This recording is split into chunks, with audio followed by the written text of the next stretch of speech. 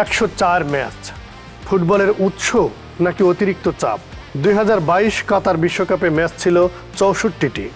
2026 বিশ্বকাপে সেটি বেড়ে দাঁড়াচ্ছে 104টি ম্যাচে, অর্থাৎ প্রায় 40টি বেশি ম্যাচ।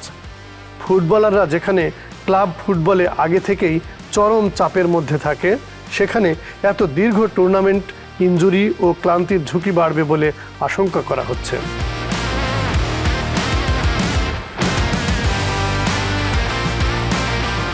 তিন দেশ, বিশাল দূরত্ব, ক্লান্তির নতুন যুদ্ধ। এই বিশ্বকাপ হচ্ছে 3 দেশে।